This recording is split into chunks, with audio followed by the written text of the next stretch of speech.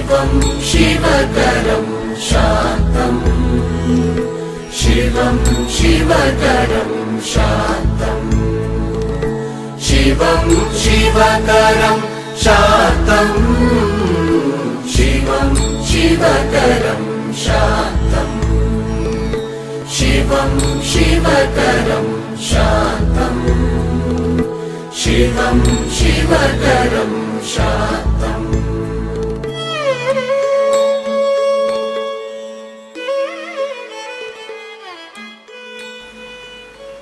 ഓം ശാന്തി.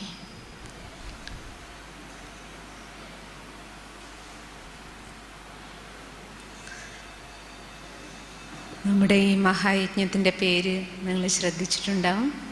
രുദ്രജ്ഞാന യജ്ഞം എന്നാണ്. രുദ്രനർത്ഥം ശിവൻ, ജ്ഞാനം അറിവ് നൽകുകയാണ്. യജ്ഞം എന്ന് പറഞ്ഞാൽ എന്താണ്? യജിക്കാനുള്ളത് യജ്ഞം എന്നാ പറയുക, സമർപ്പണം ചെയ്യാനുള്ളത്. അപ്പോൾ ഭഗവാൻ നമുക്ക് ജ്ഞാനം നൽകുന്നത് നമ്മളെക്കൊണ്ട് സമർപ്പണം ചെയ്യിക്കാനാണ്, അല്ലേ? അപ്പം നമ്മൾ സാധാരണ രീതിയിൽ ഭഗവാനോട് തന്നെ പറയാറുണ്ട്, നമ്മുടെ കയ്യിൽ എന്തെല്ലാം ഉണ്ടോ അതെല്ലാം ഈശ്വരൻ തന്നതാണെന്ന് പറയാറുണ്ട്. അപ്പം അങ്ങനെയാണെങ്കിൽ പിന്നെ ഭഗവാൻ നമ്മളെക്കൊണ്ട് എന്താണ് സമർപ്പണം ചെയ്യിക്കുക? അറിവ് നൽകിയിട്ട് നമ്മളെക്കൊണ്ട് എന്ത് സമർപ്പണം ചെയ്യിക്കും?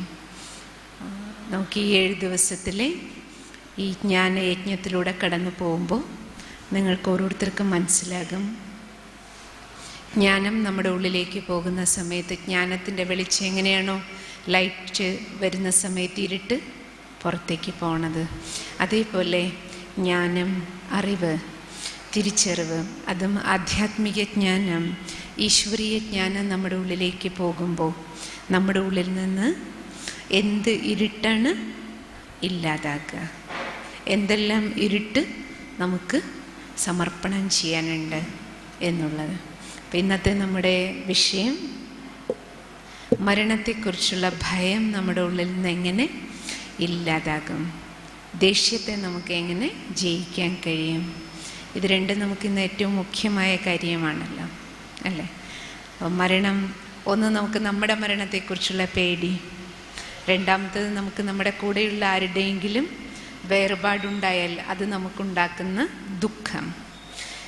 കുറച്ച് പ്രായമായവർ മരിച്ചാൽ നമുക്കത്ര ദുഃഖം ഉണ്ടാവില്ല. പക്ഷെ ചെറുപ്പക്കാർ അല്ലെങ്കിൽ ചെറിയ കുട്ടികൾ ചെറിയ പ്രായത്തിൽ ആരെങ്കിലും മരിക്കുകയാണെങ്കിൽ അത് നമുക്ക് നൽകുന്ന തീരാ ദുഃഖങ്ങൾ, വേദനകൾ പറയില്ലേ. ചില വേദന എങ്ങനെയാണ്, നമ്മുടെ മരണം വരെയും നമുക്ക് ആ വേദന ഉണ്ടാവും, അല്ലേ? അപ്പോൾ ഇന്നത്തെ നമ്മുടെ ഈ യജ്ഞത്തിൽ നമുക്ക് മരണത്തിൻ്റെ ഭയം, മരണത്തെ പ്രതിയുള്ള ദുഃഖം എങ്ങനെ ഇല്ലാണ്ടാക്കും എന്നുള്ളതാണ്. നിങ്ങൾ സാധാരണ ശ്രദ്ധിച്ചിട്ടുണ്ടാവും, നമ്മളോട് പണ്ട് എല്ലാവരും, മുതിർന്നവരെപ്പോഴും പറയാറുണ്ട്, നമ്മുടെ വീട്ടിൽ ആരെങ്കിലും മരിച്ചാൽ കരയരുതെന്ന് പറയും, അല്ലേ? പകരം എന്ത് ചെയ്യണമെന്നാണ് പറയുക? പ്രാർത്ഥിക്കണമെന്ന് പറയും. പക്ഷെ നമ്മളാരും പ്രാർത്ഥിക്കാറില്ല. ആരെങ്കിലും മരിച്ചാൽ നമ്മളെല്ലാവരും എന്തേ ചെയ്യുള്ളൂ? കരയെന്നേ ചെയ്യുള്ളൂ. അറിയാം, നമുക്ക് കരയാൻ പാടില്ല. നമ്മൾ തമ്മിൽ പറയുകയും ചെയ്യും, കരയാൻ പാടില്ല, പ്രാർത്ഥിക്ക് എന്ന് പറയും. പക്ഷെ പ്രാർത്ഥന വരാറില്ല. പകരം എന്തേ വരാറുള്ളൂ? കരച്ചിലേ വരാറുള്ളൂ, അല്ലേ? പ്രത്യേകിച്ച് നമ്മൾ ഹിന്ദുക്കൾ.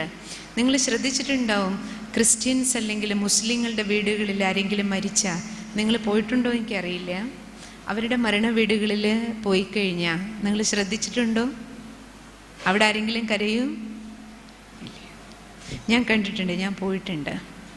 അത് ചെറുപ്പക്കാരാണെങ്കിലും, എത്ര ചെറിയ കുട്ടി മരിച്ചാൽ പോലും, ചെറിയ കുട്ടികൾ മരിച്ചാൽ പോലും. ഒരിക്കൽ ഞാനൊരു ഫാമിലിയിൽ പോയിട്ടുണ്ട്, അവരുടെ ചെറിയൊരു മോൻ 6ാം ക്ലാസ് 7ാം ക്ലാസ്സിലെന്തോ പഠിക്കുന്ന ഒരു കുട്ടി മരിച്ചു.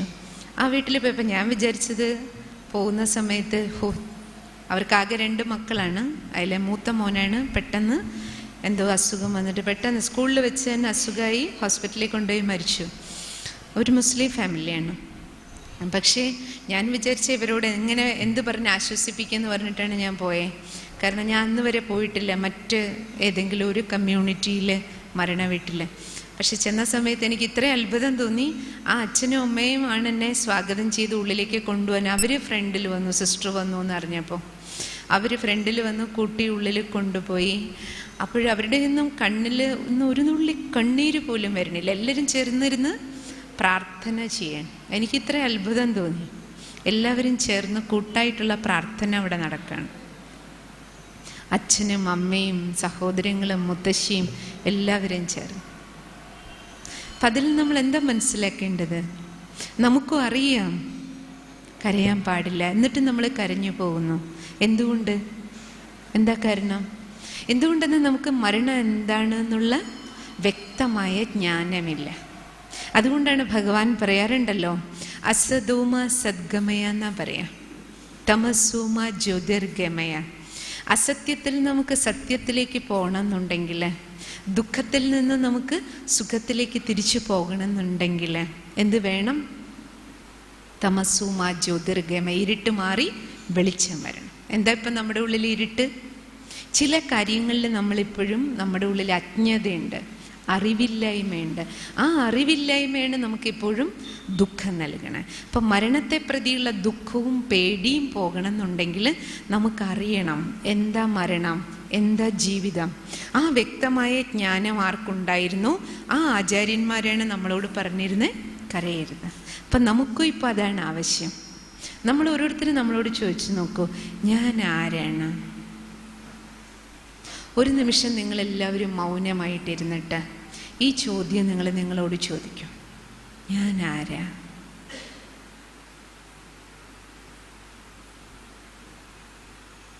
നിങ്ങൾക്ക് എന്തു തോന്നണം? ഈ ചോദ്യം ചോദിച്ചാൽ എന്ത് മറുപടി പറയും? സിസ്റ്റർ ചോദിക്കുകയാണ് താങ്കളോട്, താങ്കൾ ആരാണ് ചോദിച്ചാൽ എന്ത് പറയും? പേര് പറയും അല്ലേ? ആദ്യം നമുക്ക് മനസ്സിൽ വരുന്നത് നമ്മുടെ പേരാണ്. നമ്മളെപ്പോഴും അങ്ങനെയല്ലേ പരിചയപ്പെടുക? നമ്മുടെ പേര് പറഞ്ഞിട്ടാ. നമുക്ക് പേരെപ്പോഴാണ് കിട്ടണേ? ജനിച്ചു വീഴുമ്പോൾ നമുക്ക് പേരുണ്ടോ? ഇല്ല. പേരിടുന്ന നമുക്കൊരു ചടങ്ങല്ലേ. അപ്പോൾ 10-28 ദിവസം കഴിഞ്ഞിട്ട് 28ാമത്തെ ദിവസം ഓരോരുത്തരും അവരവരുടെ രീതിയിൽ ചെയ്യും. അപ്പോൾ അപ്പോഴേ നമുക്ക് പേര് കിട്ടണുള്ളൂ. അപ്പോൾ പേരിടുന്നതിന് മുമ്പ് നമ്മളില്ലേ? അപ്പം നമ്മളാരാ?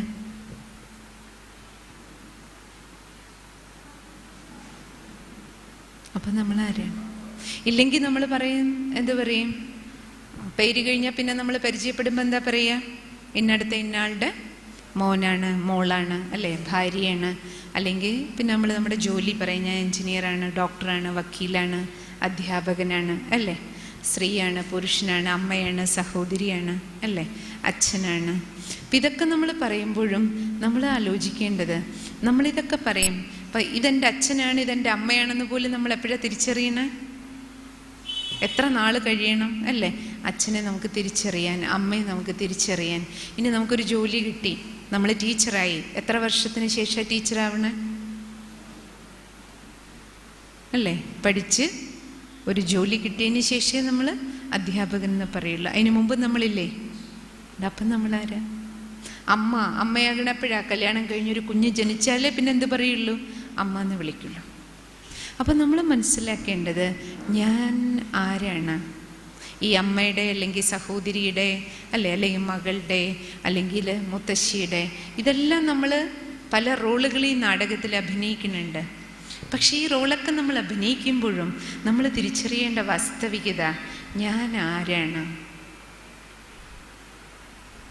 ഇപ്പോൾ ഒരു ആൾ മരിക്കാൻ കിടക്കുക, ഒരാൾ മരിക്കാൻ കിടക്കുന്ന സമയത്ത് നമ്മൾ അറിഞ്ഞു ഇന്നയാൾ സീരിയസ് ആണ്, എന്നാൽ ശരിയൊന്ന് പോയി കാണാം. നമ്മൾ പോണു കാണാൻ. പോകുന്ന സമയത്ത് ആൾ മരണാസന്ന ഘട്ടത്തിലാണ്. അപ്പോൾ എല്ലാവർക്കും അറിയാം ആൾ പോവാണ്, ആൾക്കും അറിയാം ഞാൻ പോകാൻ സമയമായി. അപ്പം അങ്ങനെ ഒരാളെ നമ്മൾ കാണാൻ പോകുമ്പോൾ അവർ നമ്മളോട് എന്താ പറയുക? ലാസ്റ്റ് അവസാന നാളുകളാണെങ്കിൽ എന്താ പറയുക? സംസാരിക്കാൻ പറ്റുകയാണെങ്കിൽ എന്താ പറയുക? ഞാൻ പോവാണ്, എനിക്ക് പോകാൻ സമയമായി. ഇങ്ങനെയല്ലേ പറയുക? ഞാൻ പോവാണ്, എനിക്ക് പോകാൻ സമയമായി. അവർ പറയണോ? പറഞ്ഞതിന് ശേഷം കുറച്ച് കഴിഞ്ഞിട്ട് ആൾ മരിച്ചു. നമ്മളവിടെ നിൽക്കുക തന്നെ, ആൾ മരിച്ചു എന്നിരിക്കട്ടെ. നമ്മൾ നോക്കുമ്പോൾ ബോഡി, ശരീരം അവിടെ തന്നെ ഉണ്ടാവും, ഇല്ലേ? പോകുന്നതിന് മുമ്പ് നമ്മളോട് എന്താ പറഞ്ഞേ? ഞാൻ പോവാണ്. മരണസമയത്ത് എന്താ പോകുന്നത്? മരണസമയത്ത് ശരീരത്തിൽ നിന്ന് എന്താ പോണത്? ആത്മാവ്. അത് നമുക്ക് എല്ലാവർക്കും അറിയാം. പോയത് ആത്മാവാണ്. പക്ഷെ പോകുന്നതിന് മുമ്പ് നമ്മളോട് എന്താ പറഞ്ഞേ? ഞാൻ പോകാൻ, എനിക്ക് പോകാൻ സമയമായി. അപ്പോൾ പോയതെന്താ? ആത്മാവാണ്. അപ്പം ആരാ ഞാൻ?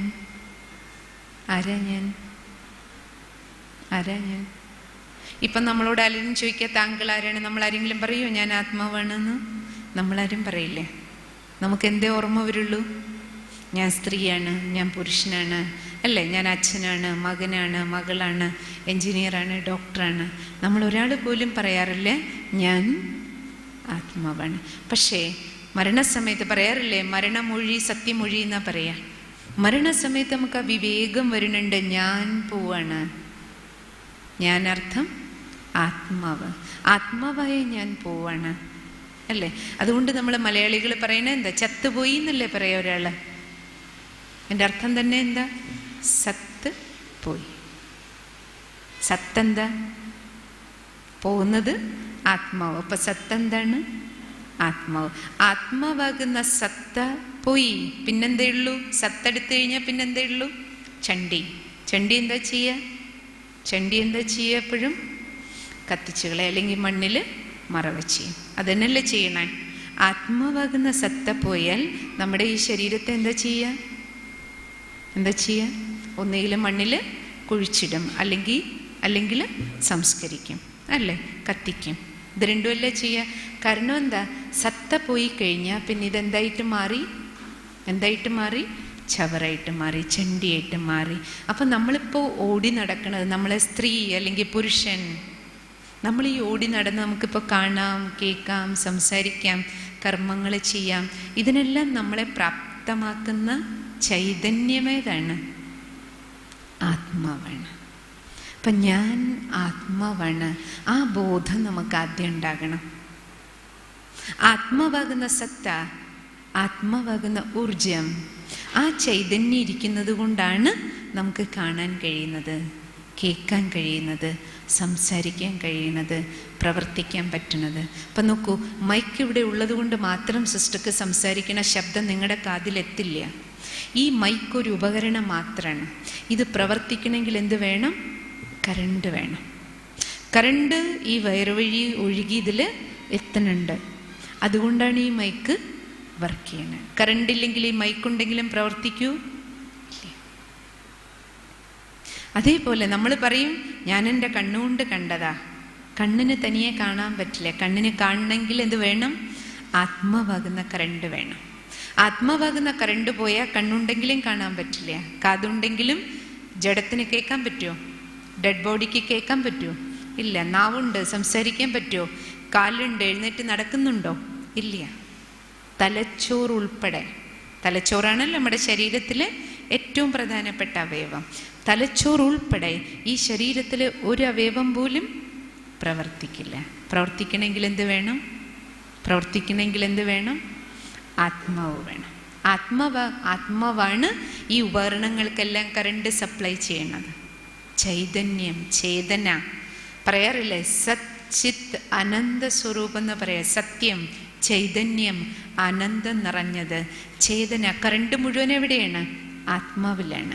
ആത്മാവാണ് കറണ്ട് സപ്ലൈ ബോഡിക്ക് മുഴുവൻ നൽകണം. അതുകൊണ്ടാണ് കറണ്ട് പോയി കഴിഞ്ഞാൽ, ആത്മാവ് പോയി കഴിഞ്ഞാൽ സപ്ലൈ കട്ടായി കഴിഞ്ഞാൽ എല്ലാ ഉപകരണവും ഉണ്ടെങ്കിലും ഒന്നുപോലും പ്രവർത്തിക്കില്ല. അപ്പം നമ്മൾ എന്ത് പറയും? ഇന്നാള് മരിച്ചു, അങ്ങനെയല്ലേ പറയുക? നമ്മൾ പറയും ഇന്നാള് പോയി എന്നാ പറയാ. ആള് പോയി, അങ്ങനെയല്ലേ പറയാ? ആള് പോയി. അപ്പം ആളാരായിരുന്നു? പോയത് ആത്മാവാ. ആള് പോയി, അപ്പം പോയത് ആത്മാവാണ്. അപ്പം ആരാണ് ആള്? ആളാരായിരുന്നു? ആത്മാവ്. ആത്മാവ് നമുക്ക് ഈ കണ്ണുകൊണ്ട് കാണാൻ കഴിയാത്ത ഊർജമാണ്. കറണ്ടിനെ കാണാൻ പറ്റൂ? ഇല്ല. ശബ്ദം കേൾക്കാൻ പറ്റും, ലൈറ്റ്, വെളിച്ചം കിട്ടുന്നുണ്ട്, ഫാൻ കറങ്ങുന്നുണ്ട്.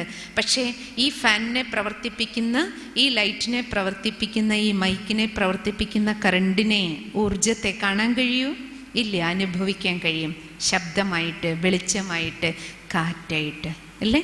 അതേപോലെ ആത്മാവീ ചേതന ഈ ശരീരത്തിലുണ്ട്. നമുക്ക് കാണാൻ പറ്റില്ല ആത്മാവിനെ. ഈ കണ്ണുകൊണ്ടും കാണാൻ പറ്റില്ല.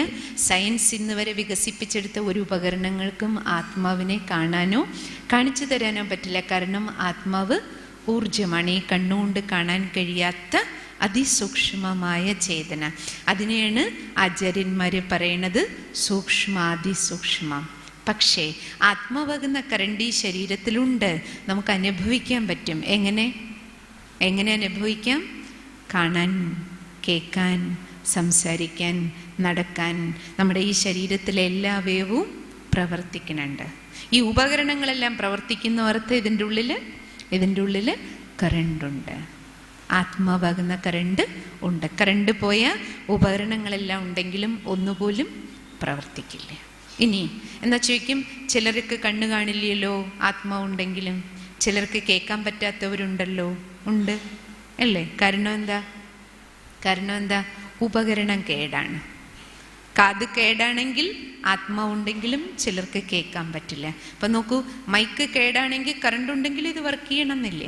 ഫാൻ കേടാണെങ്കിൽ കറണ്ട് ഉണ്ടെങ്കിലും ഫാൻ തിരിയില്ല. നമ്മൾ സ്വിച്ച് ഇടും, കറണ്ടുണ്ട്, എന്നിട്ടും വർക്ക് ചെയ്യണില്ല. അപ്പോഴാണ് നമ്മൾ മനസ്സിലാക്കുക എന്തോ കേടുണ്ട്. അപ്പം നമ്മൾ എന്ത് ചെയ്യും? ആരെങ്കിലും വിളിച്ച് നന്നാക്കാനേ പറ്റില്ലെങ്കിൽ എന്ത് ചെയ്യും? കളയാനേ പറ്റുള്ളൂ അല്ലേ? അപ്പം അതേപോലെ കറണ്ട് ഉണ്ടെങ്കിൽ, ആത്മാവുണ്ടെങ്കിലും കാണാൻ, കേൾക്കാൻ, സംസാരിക്കാൻ പറ്റണില്ല അർത്ഥം ഉപകരണം കേടാണ്.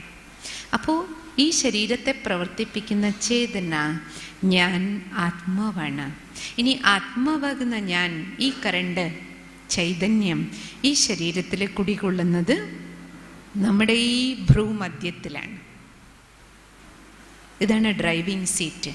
പറയില്ല, ഈ ശരീരം ഒരു കാറാണെങ്കിൽ ഈ ആത്മാവ് ഡ്രൈവറെ പോലെ.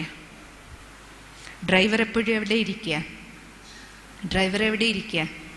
ഡ്രൈവിംഗ് സീറ്റിലെ. ഒരു കാറ് അല്ലെങ്കിൽ ഏത് വണ്ടിയാണെങ്കിലും ഡ്രൈവിംഗ് സീറ്റിലെ ഡ്രൈവർക്ക് ഇരിക്കാൻ പറ്റുള്ളൂ. കാരണം എന്താ? വണ്ടി ഓടിക്കാനുള്ള സാമഗ്രികളെല്ലാം ഡ്രൈവിംഗ് സീറ്റിൻ്റെ അടുത്താണ് സെറ്റ് ചെയ്തിരിക്കുന്നത്. അതുകൊണ്ട് ഡ്രൈവർക്ക് ആ സീറ്റിൽ തന്നെ ഇരിക്കണം. അതേപോലെ നമ്മുടെ ഈ ശരീരത്തെ മുഴുവൻ നിയന്ത്രിക്കുന്ന ആളാണ് ആത്മാവാകുന്ന ഡ്രൈവർ. അപ്പം ആത്മാവാകുന്ന ഡ്രൈവർക്കും ഈ ശരീരത്തിൽ ഇരിക്കാൻ ഒരു സ്ഥലമുണ്ട്. ഏതാ സ്ഥലം? നമ്മുടെ മുഴുവൻ ശരീരത്തിൻ്റെ കൺട്രോൾ എവിടുന്നാണ് നടക്കണേ? ശരീരത്തിൻ്റെ മുഴുവൻ കൺട്രോൾ എവിടെയാണ്? തലച്ചോറിൽ ആണല്ലോ. അതിന് നമുക്കാർക്കും രണ്ടഭിപ്രായമില്ല. തലച്ചോറാണ്, ബ്രെയിനാണ് കൺട്രോൾ റൂം.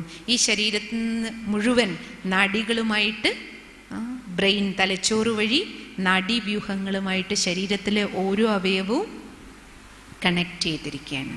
അപ്പോൾ ബ്രെയിനിൽ നിന്നുള്ള മെസ്സേജ് നമ്മൾ പറയില്ല, അതാണ് ശരീരത്തിലെ നാഡികൾ ഓരോ അവയവങ്ങൾക്കും കൊണ്ടുപോയി കൊടുക്കും. ഓരോ അവയവങ്ങളിൽ നിന്നുള്ള മെസ്സേജ് തിരിച്ച് ഇവിടേക്ക് എത്തുകയും ചെയ്യും. അങ്ങനെയാണ് പ്രവർത്തിക്കുന്നത് നമ്മുടെ ശരീരം. അപ്പോൾ ഈ കൺട്രോൾ റൂം, തലച്ചോറാകുന്ന ഈ കൺട്രോൾ റൂമിലിരുന്ന് പ്രവർത്തിപ്പിക്കുന്ന കൺട്രോളർ, ഡ്രൈവർ, ഓടിക്കുന്ന ബ്രെയിനിനെ പ്രവർത്തിപ്പിക്കുന്ന, തലച്ചോറിനെ പ്രവർത്തിപ്പിക്കുന്ന ഡ്രൈവറാണ്,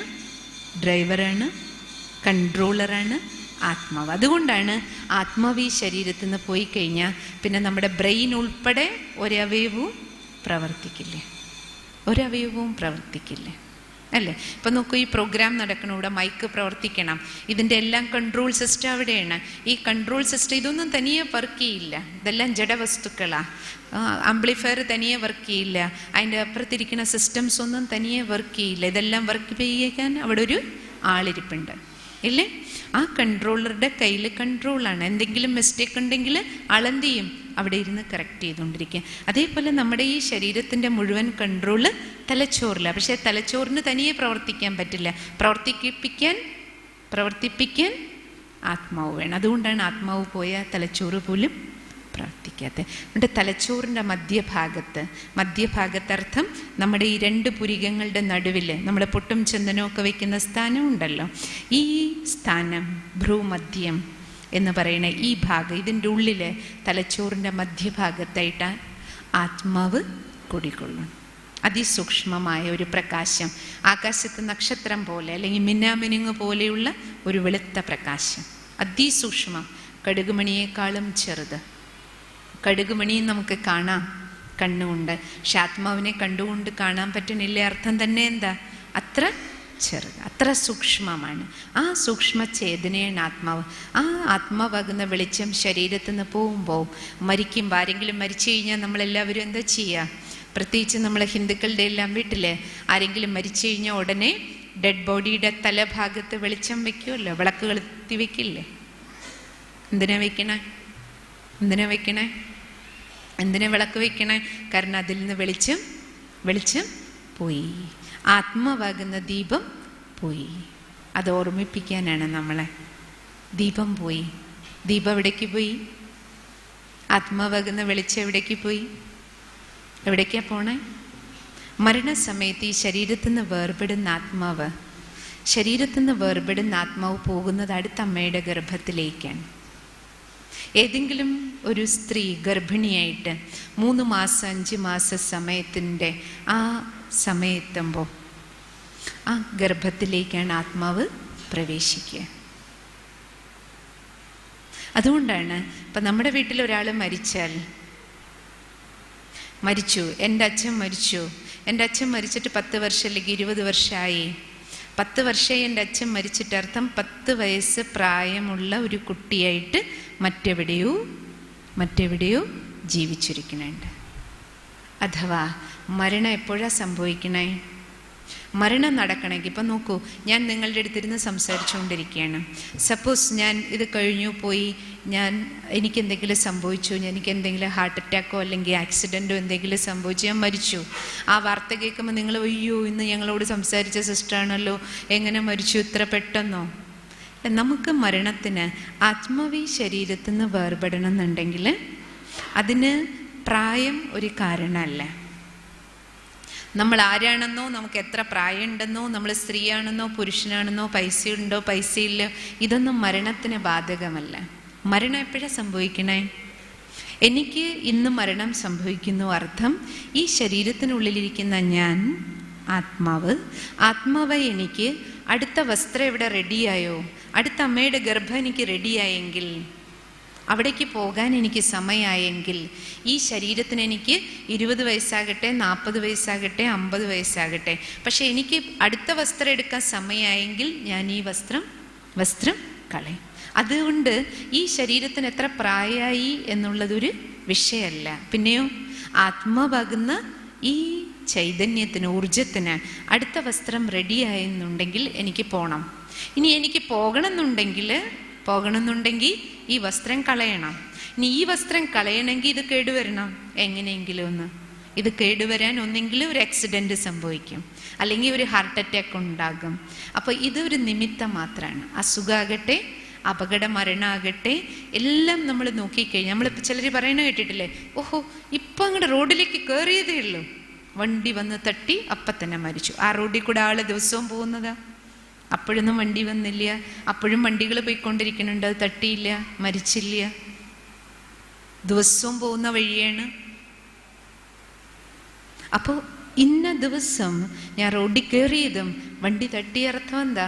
ഉടനെ എനിക്ക് മരണം സംഭവിച്ചു അർത്ഥം എന്താ? എനിക്ക് പോകാൻ സമയമായി. ആർക്ക്? ആത്മാവിന്. അപ്പം എനിക്ക് ഈ വസ്ത്രം കളയണമെങ്കിൽ എന്തെങ്കിലും ഒന്ന് നിമിത്താകണം. അപ്പോൾ ഈ വസ്ത്രം കേടാവാൻ ഒരു നിമിത്തം മാത്രമാണ് ഏത്? ആക്സിഡൻറ്റ്. പക്ഷെ നമ്മളെന്ത് വിചാരിക്കും? ചെറുപ്പക്കാർക്കാണ് ആക്സിഡൻറ്റ് പറ്റിയ ഉടനെ നമ്മുടെ ഉള്ളിൽ ഫീലിംഗ് എന്താ? അയ്യോ എൻ്റെ ഇന്ന ആൾക്ക് ഇന്നത് സംഭവിച്ചുവല്ലോ, ഇത്ര വയസ്സല്ലേ ഉള്ളൂ, 10 വയസ്സല്ലേ, 25 വയസ്സല്ലേ, 40 വയസ്സല്ലേ ആയിട്ടുള്ളൂ, അപ്പോഴേക്കും ഇങ്ങനെ സംഭവിച്ചുവല്ലോ. അപ്പം അത് നമ്മുടെ മനസ്സിൽ ഉണ്ടാകുന്ന ദുഃഖം. കാരണം നമ്മൾ ആരുടെ കൂടെ ജീവിക്കുന്നു, അവരോട് സ്നേഹം ഉണ്ടാവും, സ്വാഭാവികമാണ്. അപ്പോൾ അവരുടെ വേർപാട് നമുക്ക് സഹിക്കാൻ പറ്റില്ലേ? പക്ഷേ വാസ്തവികത, ജീവിതത്തിൻ്റെ ചില യാഥാർത്ഥ്യങ്ങളെ നമുക്ക് ഓരോരുത്തർക്കും മനസ്സിലാക്കി ജീവിക്കുകയാണെങ്കിൽ നമുക്ക് തീരാ ദുഃഖങ്ങളിൽ നിന്ന് മുക്തി ഉണ്ടാകുമല്ലോ. അപ്പം മരണത്തെ പ്രതിയുള്ള ദുഃഖവും മരണത്തെ പ്രതിയുള്ള ഭയവും നമുക്കില്ലാണ്ടാകണമെങ്കിൽ നമുക്ക് ആദ്യം എന്ത് ബോധം വേണം? മരണം എന്താ മരണം? ഒരു വസ്ത്രം കളയുന്നു, അടുത്ത വസ്ത്രം എടുക്കാൻ പോകണം. ഈ വസ്ത്രം കളയുന്നതിനെ മരണം എന്ന് പറയും, അടുത്ത വസ്ത്രം എടുക്കുന്നതിന് ജനനം എന്ന് പറയും. ഒരു കുട്ടി ജനിക്കുമ്പോൾ എല്ലാവർക്കും സന്തോഷമാണ്. പക്ഷെ ജനിക്കണമെങ്കിൽ വേറെ എവിടെയെങ്കിലും ഒരിടത്ത് മരണം നടന്നിരിക്കണം. അതുകൊണ്ട് നമ്മൾ പാട്ടിൽ പാടാറില്ലേ, ഒരിടത്ത് മരണം ഒരിടത്ത് ജനനം. മരിക്കുന്നിടത്ത് എല്ലാവരും ഇരുന്ന് കരയും, അതേസമയം വേറൊരു സ്ഥലത്ത് കുട്ടി ജനിച്ചു എന്ന് പറയുമ്പോൾ എല്ലാവർക്കും സന്തോഷം. അപ്പം അതിൽ നമ്മൾ എന്താ തിരിച്ചറിയണ്ടേ? ആത്മാവിന് ഒരിക്കലും മരണമില്ല. മരണം ഇതിന് മാത്രമേ ഉള്ളൂ, നാശം ശരീരത്തിന് മാത്രമേ ഉള്ളൂ. അപ്പം അതുകൊണ്ട് നമുക്ക് നമ്മുടെ വീട്ടിൽ ആർക്കെങ്കിലും എന്തെങ്കിലും സംഭവിച്ചാലും ഇനിയല്ല, നമുക്ക് നമ്മളെക്കുറിച്ചുള്ള മരണത്തെക്കുറിച്ച് നമുക്ക് ഭയപ്പെടേണ്ട ആവശ്യമില്ല. കാരണം ആത്മാവായി എനിക്ക് ഒരിക്കലും മരണം ഇല്ല. ഞാൻ മരിക്കില്ല. എന്ത് മാത്രമേ നടക്കുള്ളൂ? വസ്ത്രം മാറുക. ഇനി ഞാൻ നാളെ മരിച്ചാലും എൻ്റെ ഈ ഡ്രസ്സ് കളയണു, അടുത്ത അമ്മയുടെ ഗർഭത്തിലേക്ക് പോണു, അടുത്തൊരു വീട്, അടുത്ത ഒരച്ഛൻ, മറ്റൊരു കുടുംബം, അവിടെ നമ്മളൊരു ആൺകുട്ടി അല്ലെങ്കിൽ പെൺകുട്ടിയായിട്ട് അവിടെ ജീവിക്കുന്നു. അപ്പോൾ ഒരാൾ മരിച്ചിട്ട് 5 വർഷമായി, അർത്ഥം എന്താ?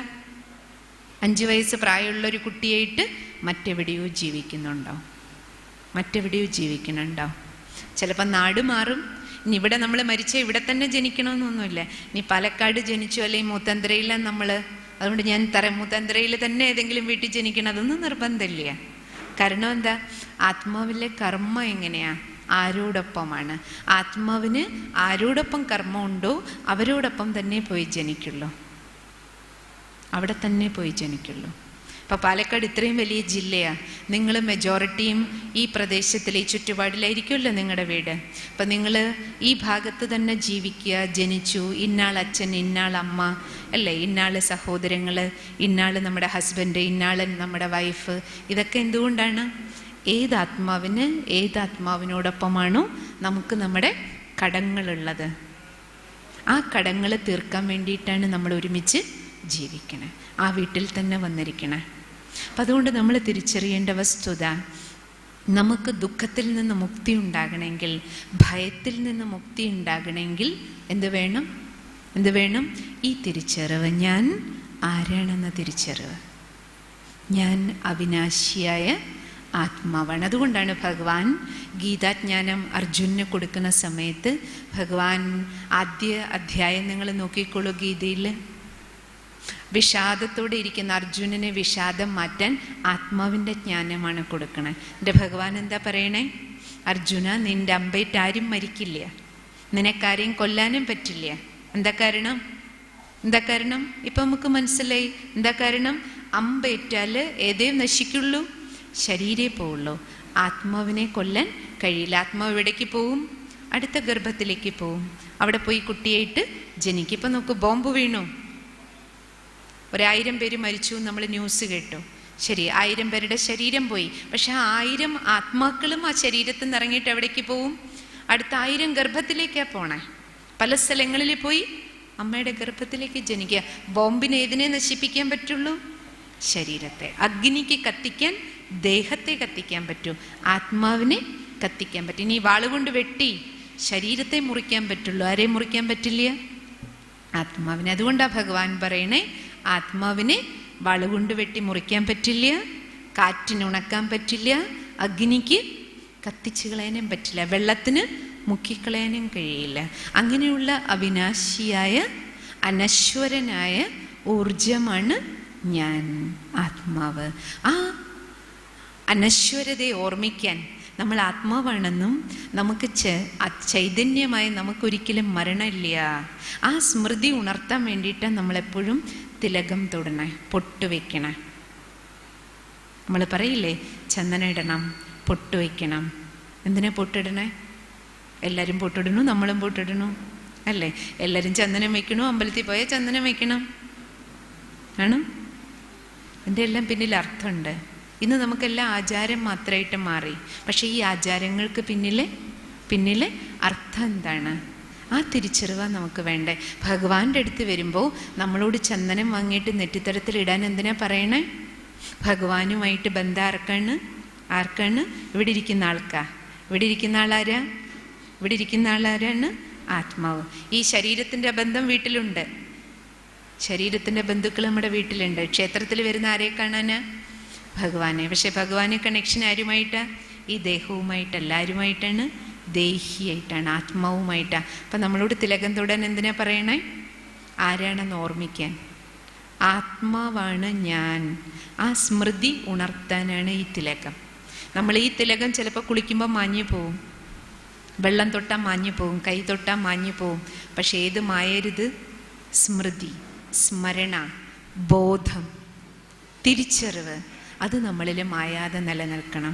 ഞാൻ ആരാണെന്ന തിരിച്ചറിവ്, ഞാൻ ചൈതന്യ ആത്മാവാണെന്ന ബോധം നമ്മളിൽ എപ്പോഴും ഉണ്ടായിരിക്കണം. അതിനാണ് പണ്ട് നമ്മളോട് തിലകം തൊടൂ പറഞ്ഞത്, പൊട്ടുവെക്കൂ പറഞ്ഞത്. ഇന്ന് നമുക്ക് പൊട്ടുവെക്കുന്നൊരു ഫാഷൻ മാത്രമാണ്. പൊട്ടുകളിൽ തന്നെ എത്ര വെറൈറ്റിയാണ് അല്ലേ? പൊട്ടുകൾ നമ്മളിപ്പോൾ ഇടുന്നതേ കൂടുതൽ എന്തിനാണ്? ഫാഷന് വേണ്ടിയിട്ടാണ് കൂടുതൽ. മറിച്ച് ആത്മസ്മൃതിയോടുകൂടി നമ്മൾ എത്ര പേര് പൊട്ടുവെക്കുന്നുണ്ട്, തിലകം വയ്ക്കുന്നുണ്ട്. ഞാൻ ഊർജമാണ്, ചൈതന്യമാണ്, ആത്മാവാണ്. ഇനി ഞാൻ ആരെ കാണുമ്പോഴും, ആരുടെ മുഖത്ത്, ആരുടെ നെറ്റിത്തരത്തിൽ പൊട്ട് കാണുമ്പോഴും, തിലകം കാണുമ്പോഴും, ചന്ദനം കാണുമ്പോഴും എനിക്ക് എന്താ ഓർമ്മ വരണം? നമ്മൾ പറയില്ലേ, ഏതൊരു ഭാരതീയനെ എവിടെ പോയാലും തിലകം കൊണ്ട് തിരിച്ചറിയാമെന്ന് പറയും. അപ്പം ഈ തിലകം കാണുമ്പോൾ എന്താ ഓർമ്മ വരേണ്ടത്? എന്താ ഓർമ്മ വരേണ്ടത്? ഞാൻ ആരെയെ കാണുന്നത്? ഇതൊരാത്മാവാണ്, ഇതൊരാത്മാവാണ്, ഊർജമാണ്. ഈ ആത്മാവ് ആര് തന്നെയാ? എൻ്റെ സഹോദരാത്മാവാണ്. ആ സാഹോദര്യം ഓർമ്മിപ്പിക്കാൻ വേണ്ടിയിട്ടാണ് തിലകം കാണുമ്പോഴെങ്കിലും, അല്ലെങ്കിൽ നമ്മൾ ദേഹത്തെ കാണുള്ളൂ, സ്ത്രീയായിട്ടേ കാണൂ, പുരുഷനായിട്ടേ കാണൂ. സ്ത്രീ എന്ന് പറയുന്നത് ഈ ശരീരത്തിന് കിട്ടിയ, നമ്മൾ ഈ ശരീരത്തിനെ സംബന്ധിച്ച് മാത്രമാണ് സ്ത്രീയും പുരുഷനും. ആത്മാവിന് സ്ത്രീയെന്നും വ്യത്യാസമില്ല, പുരുഷനെന്നും വ്യത്യാസമില്ല. അതുകൊണ്ട് ശാസ്ത്രങ്ങളിൽ എന്താ പറയാറുള്ളത്? ആത്മാവിനെ കുറിക്കുന്നത് പുരുഷൻ എന്നുള്ള ശബ്ദത്തിൽ. പ്രകൃതി, പുരുഷൻ, പരമാത്മ, 3 ശബ്ദമേ ഉള്ളൂ.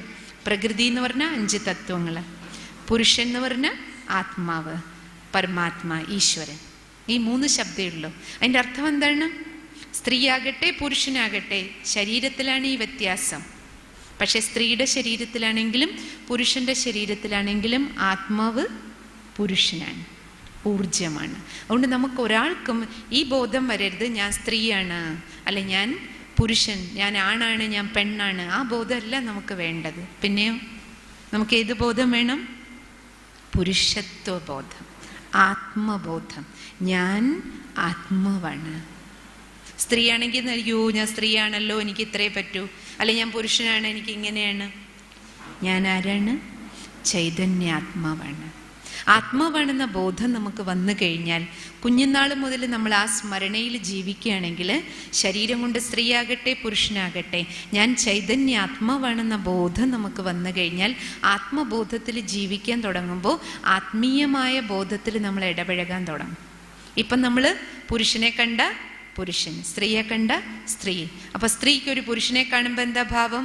ദേഹത്തെ കണ്ട നമുക്ക് കാമവികാരം തോന്നും, ക്രോധം വരും. ശത്രുവിനെ കണ്ട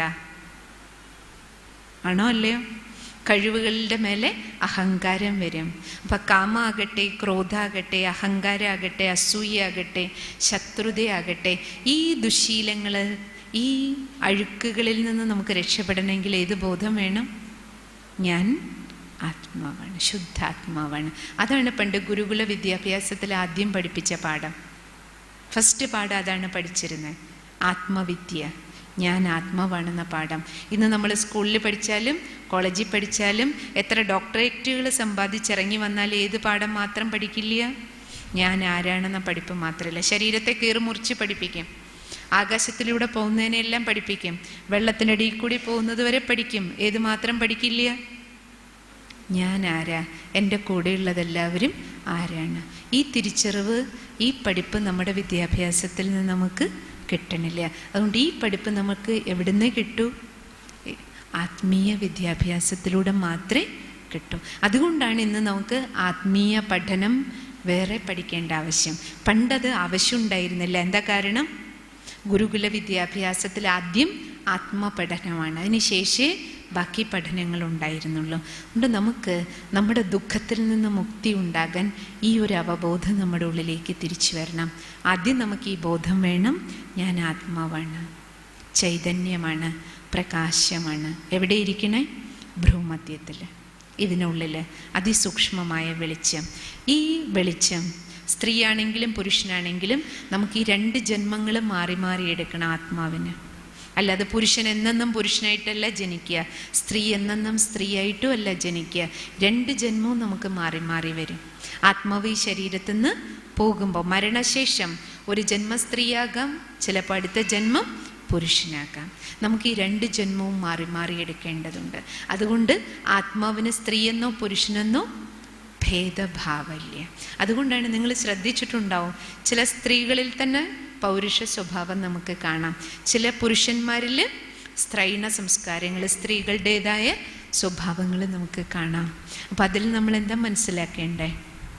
തൊട്ടു മുമ്പലത്തെ ജന്മത്തിൽ, അപ്പം കഴിഞ്ഞ ജന്മം ഞാൻ പുരുഷനായിരുന്നു, ആണായിട്ടാണ് ജനിച്ചതെങ്കിൽ എൻ്റെ മരണശേഷം ആത്മാവിന് അടുത്ത ജന്മം, ഈ ജന്മം ഞാൻ സ്ത്രീയായിട്ട് ജനിച്ചാൽ തൊട്ടു മുമ്പലത്തെ ജന്മത്തിലെ ആണിൻ്റെ സ്വഭാവം കുറച്ച് സ്ത്രീയാണെങ്കിലും ഞാനിപ്പോൾ കുറച്ച് കാണിക്കും തൊട്ടടുത്ത ജന്മത്തിൽ. ഇനി ഞാൻ മരിച്ചിട്ട് പോയിട്ട് സ്ത്രീയായിട്ടിരിക്കെ എനിക്ക് മരണം ഉണ്ടായി, പിന്നെ അടുത്ത അമ്മയുടെ ഗർഭത്തിൽ പോകുമ്പോൾ എനിക്ക് വീണ്ടും പെൺകുട്ടിയായിട്ട് തന്നെയാണ് ജനനമെങ്കിൽ പെൺകുട്ടിയുടെ സംസ്കാരം തന്നെ കൂടുതൽ കാണപ്പെടുള്ളൂ നമ്മളിൽ. അപ്പോൾ അടുത്ത ജന്മത്തിൽ സ്ത്രീയിൽ നിന്ന് പുരുഷനിലേക്ക് മാറുമ്പോഴാണ് ആ വ്യത്യാസം നമുക്ക് കുറച്ച് ഫീൽ ചെയ്യാൻ പറ്റും. പക്ഷേ ഈ 2 ജന്മങ്ങളും നമുക്ക് മാറി മാറി എടുക്കണം. രണ്ടാമത്തത് നമ്മൾ മനസ്സിലാക്കേണ്ടത്, ആത്മാവാകുന്ന ഈ പ്രകാശം, ചൈതന്യം, ആത്മാവിൽ എന്താ ഉള്ളത്? നമുക്കെല്ലാവർക്കും ആഗ്രഹമുണ്ട് നമുക്ക് ദേഷ്യത്തെ നിയന്ത്രിക്കണം, ദേഷ്യത്തെ ജയിക്കണം, ക്രോധത്തെ ജയിക്കണം. പക്ഷെ ദേഷ്യം നമ്മുടെ എങ്ങനെയില്ല ഉണ്ടാകും? ആത്മാവ്, ഈ ചൈതന്യം ഇതിനുള്ളിലുള്ളത്, ആത്മാവ് ഒരു വെളിച്ചമാണ്. ഈ വെളിച്ചത്തിനുള്ളിലുള്ളത് എന്താണ്? ഇപ്പം ശരീരം എന്ന് പറഞ്ഞാൽ നമുക്കെല്ലാവരും നമ്മൾ പഠിച്ചു, ശരീരം എന്തുകൊണ്ടുണ്ടാക്കിയിരിക്കണത്? ശരീരത്തിൽ എന്താ ഉള്ളത്? 5 തത്വം അല്ലേ? പഞ്ചഭൂതങ്ങൾ കൊണ്ട് നിർമ്മിച്ചതാണ് ശരീരം. ഇതിൽ എന്തൊക്കെയുണ്ട്? ശരീരത്തിൽ എന്തൊക്കെയുള്ളത്? ശരീരം എങ്ങനെയാണ് നിർമ്മിച്ചിരിക്കണേ? പഞ്ചഭൂതങ്ങൾ ഏതൊക്കെയാണ്? 5 തത്വങ്ങൾ ഏതൊക്കെയാണ്?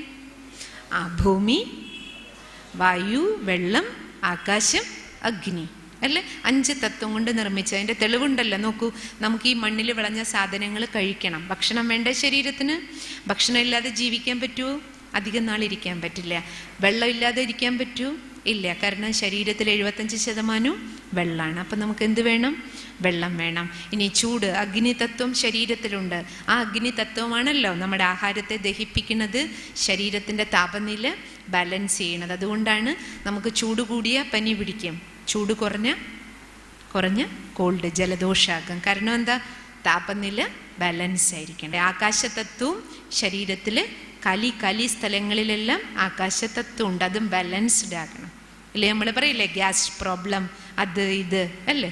അപ്പോൾ ഈ ശരീരത്തിന് ആരോഗ്യം നിലനിൽക്കണമെങ്കിൽ 5 തത്വവും ബാലൻസ്ഡ് ആയിരിക്കണം. ഭക്ഷണത്തിൽ തെറ്റിച്ചാൽ, കുടിക്കണ വെള്ളത്തിൽ അശുദ്ധി ഉണ്ടെങ്കിൽ, അല്ലെങ്കിൽ വെള്ളം കുടിക്കാതിരുന്നാൽ എല്ലാം പ്രശ്നമാണ്, എല്ലാം നമുക്ക് അസുഖങ്ങൾ ഉണ്ടാക്കും. മാത്രമല്ല, പ്രകൃതിയിൽ 5 തത്വങ്ങളിൽ ഉണ്ടാകുന്ന ഓരോ എഫക്റ്റും നമ്മളെ ബാധിക്കും. ഇല്ലേ?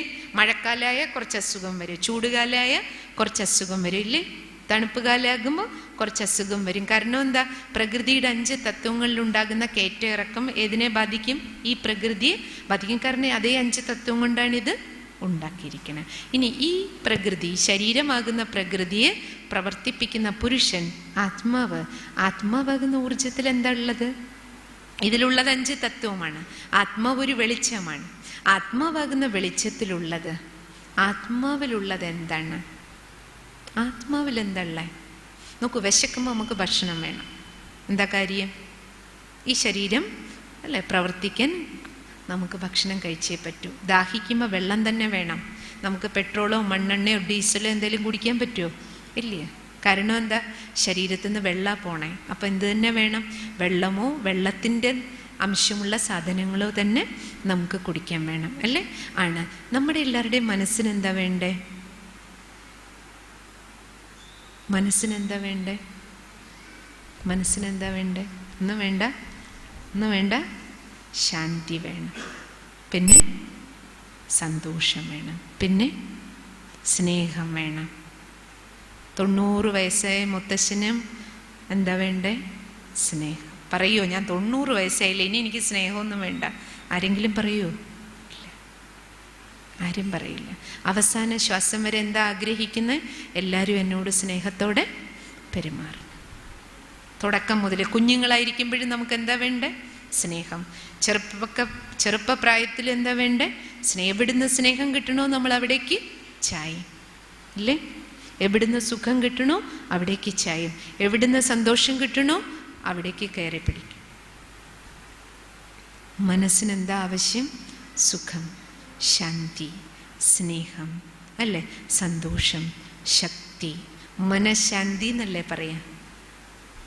മനഃശാന്തി, മനോസുഖം, മനഃശക്തി, അങ്ങനെയല്ലേ പറയാ? അപ്പം മനസ്സ് ഇതുമായിട്ട് ബന്ധപ്പെട്ടിരിക്കേ. ശാന്തി, സ്നേഹം, സുഖം, സന്തോഷം, ശക്തി. പിന്നെ നമുക്ക് എന്താ വേണ്ടേ? അറിവ്. എല്ലാം അറിയണം, അറിയണം, അറിയണം, അറിയാനുള്ള ആഗ്രഹം. രാവിലെ പേപ്പർ തുറക്കണേ എന്തിനാ? ലോകത്തെന്താ നടക്കണേന്ന് അറിയണ്ടേ? ടി വി എന്തിനാ ഓൺ ചെയ്യണേ? അറിയണ്ടേ? ആരോടെങ്കിലും സംസാരിക്കണേ എന്തിനാ? അറിയാൻ, അറിയാൻ, അറിയാൻ. എല്ലാത്തിനെക്കുറിച്ചും അറിയാനുള്ള വ്യഗ്രതയാണ്. അപ്പോൾ അറിവും, അല്ലേ, ഈ ശുദ്ധിയും ശാന്തിയും സ്നേഹവും ശക്തിയും സന്തോഷവും, ഈ 7 ഗുണങ്ങളാണ് നമ്മൾ ആത്മാവെന്ന് പറഞ്ഞത്. മനസ്സിന് വേണ്ടത് അതാണ്. മനസ്സെന്ന് പറഞ്ഞാൽ, അല്ലെങ്കിൽ ആത്മാവെന്ന് പറഞ്ഞാൽ അതിലുള്ളത് 7 ഗുണങ്ങളാണ്. അതാണ് ആ ചിത്രത്തിൽ കാണിച്ചിരിക്കുന്നത്. ആത്മാവെന്ന് പറയുന്ന ചേതനയിലുള്ളത് 7 ഗുണങ്ങളാണ്. 7 ഗുണങ്ങൾ ചേരുന്നത് എന്തോ അതിൻ്റെ പേരാണ് ആത്മാവ്. ജ്ഞാനം, ശാന്തി, സ്നേഹം, ശുദ്ധി, ശക്തി, ആനന്ദം, സന്തോഷം. ഈ 7 ഗുണങ്ങൾ ചേരുന്നത് എന്തോ അതിൻ്റെ പേരാണ് ആത്മാവ്. ആത്മാവിൽ നിന്ന് ഇത് ശാന്തിയാണ്, ഇത് സ്നേഹമാണെന്ന് പറഞ്ഞ് മാറ്റാൻ പറ്റണതല്ല. ഇത് ചേരുന്നത് എന്തോ അതാണ് ആത്മ. അപ്പം നോക്കൂ, നമ്മളൊരു പൂ എടുത്തിട്ട് പറയുക, നമ്മൾ മണത്ത് നോക്കിയിട്ട് ആ പൂവിന് നല്ല മണമുണ്ട്, നല്ല സുഗന്ധമുണ്ട്. നമുക്കൊരാൾക്ക് സുഗന്ധം കാണിച്ചു കൊടുക്കാൻ പറ്റുമോ? ഇല്ല. പക്ഷെ പൂവിന് സുഗന്ധമില്ലേ? ഉണ്ട്. പക്ഷെ അതെനിക്ക് മണത്താലേ അറിയാൻ കഴിയുള്ളൂ. അതേപോലെ ആത്മാവിലെ ഈ 7 ഗുണങ്ങൾ, ഇത് ആത്മാവിനെ കാണാൻ പറ്റില്ല കണ്ണുകൊണ്ട്. പിന്നെ ഗുണങ്ങളെ നമുക്ക് എങ്ങനെ കാണിച്ചു കൊടുക്കാൻ പറ്റും? നമ്മുടെ പ്രവൃത്തിയിൽ, പെരുമാറ്റത്തിൽ. നമ്മൾ ആത്മാവിൽ, എന്നിൽ ശാന്തിയുടെ സ്വഭാവം ഉണ്ടെങ്കിൽ എൻ്റെ ചിന്തയിലും വാക്കിലും പ്രവൃത്തിയിലും പെരുമാറ്റത്തിലെല്ലാം ശാന്തത കാണപ്പെടും. ആത്മാവായി എൻ്റെ ഉള്ളിൽ സ്നേഹം എത്രയുണ്ടോ അതിൻ്റെ വാക്കിലും പ്രവൃത്തിയിലും പെരുമാറ്റത്തിലും പുറത്തേക്ക് കാണപ്പെടും. എൻ്റെ ഉള്ളിൽ ജ്ഞാനം, തിരിച്ചറിവ്, വിവേകം ഉണ്ടെങ്കിൽ എൻ്റെ എല്ലാ കർമ്മങ്ങളും വിവേകമുള്ളതായിരിക്കും. എൻ്റെ ഉള്ളിൽ ശക്തി ഉണ്ടെങ്കിൽ ആ ശക്തി സഹിക്കേണ്ടടുത്ത് സഹിക്കാൻ, ക്ഷമിക്കേണ്ടടുത്ത് ക്ഷമിക്കാൻ, തിരിച്ചറിയേണ്ടടുത്ത് തിരിച്ചറിയാൻ, തീരുമാനം എടുക്കേണ്ടടുത്ത് ശരിയായ തീരുമാനങ്ങൾ എടുക്കാൻ ഓരോ സ്ഥലത്തും ആ ശക്തി കാണപ്പെടും. പ്രവൃത്തിയിൽ, പെരുമാറ്റത്തിൽ, വാക്കുകളിൽ, എല്ലാത്തിലും കാണപ്പെടും. അപ്പം ഈ 7 ഗുണങ്ങൾ നമ്മുടെ ഉള്ളിൽ, ആത്മാവിലുള്ള ഈ 7 ഗുണങ്ങളാണ് നമ്മുടെ കർമ്മങ്ങളിൽ കാണപ്പെട്ടുകൊണ്ടിരിക്കുന്നത്. ഇനി ഈ ഗുണങ്ങൾ കുറഞ്ഞാൽ അതെന്തായിട്ട് വരും? അവഗുണമായിട്ട് വരും. അപ്പം നോക്കൂ, എൻ്റെ ഉള്ളിൽ ശാന്തിയുടെ ശക്തി കുറയാണെങ്കിൽ അത് കുറയുമ്പോൾ എന്തായിട്ട് പുറത്ത് വരും? ദേഷ്യം വരും. അപ്പോൾ സഹിക്കേണ്ടടുത്ത് സഹിക്കാൻ പറ്റില്ല. അപ്പം നമ്മൾ എന്ത് ചെയ്യും? പൊട്ടിത്തെറിക്കും. അപ്പം ശാന്തിയുടെ ശക്തി എൻ്റെ ഉള്ളിൽ കുറയുമ്പോഴാണ് എനിക്ക് എന്തുണ്ടാകണേ? ദേഷ്യം ഉണ്ടാകണേ. അപ്പം ദേഷ്യത്തിന് ഇല്ലാണ്ടാകണമെങ്കിൽ എന്ത് ചെയ്യണം? എൻ്റെ ദേഷ്യം പോട്ടെ പോട്ടെ പോട്ടെ പറഞ്ഞാൽ ദേഷ്യം പോവില്ലേ? പിന്നെയോ ഇരുട്ട് പോട്ടെ പോട്ടെ എന്ന് ഈ റൂമിൽ വന്നിരുന്ന് പറഞ്ഞുകൊണ്ടിരുന്ന ഇരുട്ട് പോവോ? ഇല്ല. സ്വിച്ച് എവിടാണെന്ന് കണ്ടുപിടിച്ച് സ്വിച്ചിട്ട് ലൈറ്റ് വരുമ്പോൾ ഇരുട്ട് പോകും. ലൈറ്റ് വന്നാലേ, വെളിച്ചം വന്നാലേ ഇരുട്ട് പോകുള്ളൂ. എൻ്റെ ദേഷ്യം മാറണമെങ്കിൽ അപ്പം ഞാൻ ഏത് വെളിച്ചം കൊണ്ടുവരണം? ക്രോധത്തിൻ്റെ ഇരുട്ടാണ്. ക്രോധം എന്നെ ഇരുട്ടിലേക്ക് കൊണ്ടുപോവുക. ക്രോധാഗ്നി എന്നല്ലേ പറയാ. ആ അഗ്നി എന്നെ കത്തിക്കുക, ആ അഗ്നിയെ തണുപ്പിക്കാൻ. അഗ്നിയെ തണുപ്പിക്കാൻ എന്ത് വേണം? ജലത്തിനേ പറ്റുള്ളൂ. അതുപോലെ ദേഷ്യത്തിനെ നമുക്ക് നിയന്ത്രിക്കണമെങ്കിൽ എന്ത് വേണം? ശാന്തി എന്ന് പറയുന്ന ശീതള ജലം ഉണ്ടെങ്കിലേ ക്രോധാഗ്നി ശമിക്കുള്ളൂ. സ്നേഹത്തിൻ്റെ ജലം കൊണ്ടേ വെറുപ്പിനെ ഇല്ലാണ്ട, അല്ല വെറുപ്പ് പറഞ്ഞാൽ പോവില്ല. ഒരാളോടുള്ള വെറുപ്പ് നമുക്ക് പോണെങ്കിൽ അവരോട് നമുക്ക് സ്നേഹം വരണം. അപ്പോൾ വെറുപ്പ് ഓട്ടോമാറ്റിക്കലി. ഇപ്പം നോക്കൂ, നമുക്ക് ഏറ്റവും ഇഷ്ടപ്പെട്ട ഒരാൾ തെറ്റ് ചെയ്താലും നമുക്ക് അവരോട് വെറുപ്പ് തോന്നില്ല. എന്താ കാരണം? അവരോടുള്ള സ്നേഹം, അതുകൊണ്ടാണ് നമ്മുടെ കുഞ്ഞുങ്ങൾ എന്ത് തെറ്റ് ചെയ്താലും പറയില്ലേ, കാക്കയ്ക്കും തൻ കുഞ്ഞ് പൊൻകുഞ്ഞെന്നാ പറയാം. ഒരമ്മ വെറുക്കില്ലേ ഒരു കുട്ടിയെ? എന്ത് തെറ്റ് ചെയ്താലും പിന്നെ എന്ത് ചെയ്യും? എൻ്റെ മോൻ, എൻ്റെ മോൾ. എത്ര തെറ്റ് ചെയ്താലും ചിലപ്പോൾ ദേഷ്യം വന്ന് നമ്മളെ ചീത്ത പറയുന്നുണ്ടാവും, തല്ലുന്നുണ്ടാവും. എന്നാലും ഒരു അച്ഛൻ ഒരു അമ്മയ്ക്ക് തൻ്റെ കുഞ്ഞിനെ വെറുക്കാൻ പറ്റാത്തതിൻ്റെ കാരണം അതാ. അപ്പം നമ്മളെല്ലാവരും ചോദിക്കും, ഇത്രയും തെറ്റ് ചെയ്തില്ലേ, ഈ കുട്ടിയെ കളഞ്ഞുകൂടെ, അല്ലെങ്കിൽ പുറത്താക്കിക്കൂടെ? ഒരു അച്ഛനും അമ്മയ്ക്ക് പറ്റില്ല. എന്താ കാരണം? സ്നേഹം. സ്നേഹം കൊണ്ട് എന്ത് മറക്കുകയാണ്? ആ തെറ്റിനെ ക്ഷമിക്കാൻ, പൊറുക്കാൻ, സഹിക്കാൻ കഴിയാൻ. അപ്പം എവിടെ സ്നേഹമുണ്ടോ അവിടെ വെറുക്കാൻ പറ്റില്ല. അപ്പോൾ നമുക്കതാണ് ഇപ്പോൾ വേണ്ടത്. മെഡിറ്റേഷൻ അല്ലെങ്കിൽ ധ്യാനം ജീവിതത്തിൽ ചെയ്യേണ്ടതിൻ്റെ ആവശ്യകത അതാ. ഇന്നിപ്പോൾ നോക്കൂ, ദേഷ്യം കൊണ്ട് എത്ര അസുഖങ്ങളാണ് കൂടിക്കൊണ്ടിരിക്കണം. നിങ്ങൾക്കറിയാലോ, ഏറ്റവും കൂടുതൽ ഹൃദയാഘാതം, ഹാർട്ട് അറ്റാക്ക് ഉണ്ടാകുന്നതിൻ്റെ പ്രധാന കാരണം ദേഷ്യമാണ്. ഏറ്റവും കൂടുതൽ ദേഷ്യമുള്ളവർ ഹാർട്ട് അറ്റാക്കിലാണ് മരിച്ചുകൊണ്ടിരിക്കണം. ദേഷ്യം കൂടുതലുള്ളവർക്ക് പെട്ടെന്ന് ഷുഗർ വരണേ, പെട്ടെന്ന് പ്രഷർ ഉണ്ടാകും. കാരണം എന്താ? ദേഷ്യം കൂടുമ്പോൾ എന്താ സംഭവിക്കണേ? നമ്മുടെ ശരീരത്തിലെ രക്തത്തിൻ്റെ ഒഴുക്കിൻ്റെ ഗതിയിൽ വ്യത്യാസം ഉണ്ടാവും അല്ലേ? ഹൃദയത്തിൻ്റെ പമ്പിങ്ങിൽ വ്യത്യാസം ഉണ്ടാകും. അപ്പോൾ അതിനനുസരിച്ച് നമ്മുടെ ശരീരത്തിൽ ഉണ്ടാകുന്ന രാസപ്രവർത്തനങ്ങളുടെ മുഴുവൻ ഗതിയിൽ സ്പീഡ് കൂടുക അല്ലേ? ദേഷ്യം വരുമ്പോൾ നമ്മളെ കണ്ടിട്ടില്ല, ഒരാൾ ദേഷ്യപ്പെട്ട് കഴിഞ്ഞാൽ മുഖം തന്നെ എങ്ങനെയാ? മുഖം എങ്ങനെയാ? കണ്ണെങ്ങനെ ഉണ്ടാവും?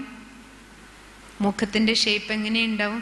നമ്മൾ തന്നെ ദേഷ്യപ്പെടുന്ന സമയത്ത് നമ്മുടെ ഫോട്ടോ ഒന്ന് ആരോടെങ്കിലും എടുത്തു തരാൻ പറഞ്ഞാൽ മതി. ഒരു വീഡിയോ നമ്മുടെ വീട്ടിൽ ഇപ്പം ക്യാമറ വെക്കണില്ലേ കടകളിലൊക്കെ, നമ്മുടെ വീട്ടിലോ നമ്മൾ ജോലി ചെയ്യുന്നിടത്ത് ഒരു ക്യാമറ വെച്ചാൽ എങ്ങനെ ഉണ്ടാവും? ഒരു ദിവസം രാവിലെ മുതൽ വൈകുന്നത് വരെയുള്ള നമ്മുടെ മുഴുവൻ ആക്ഷനും കൂടെ റെക്കോർഡ് ചെയ്തിട്ടൊന്നിട്ട് കണ്ടു നോക്കണം നമ്മൾ തന്നെ. അപ്പം നമുക്ക് മനസ്സിലാക്കാൻ കഴിയും രാവിലെ മുതൽ വൈകുന്നവരെ നമ്മുടെ മൂഡ് എങ്ങനെ ചേഞ്ചാകും. ഒരു ദിവസം തന്നെ നമ്മൾ എത്ര തവണ ദേഷ്യപ്പെടുന്നുണ്ട് അല്ലേ? പണ്ടുള്ളവർ പറയാറുണ്ടല്ലോ, ഒരു വീട്ടിൽ ഒരു കോപം ഉള്ള ഒരാൾ, ക്രോധി ഉണ്ടായ ആ വീട്ടിലെ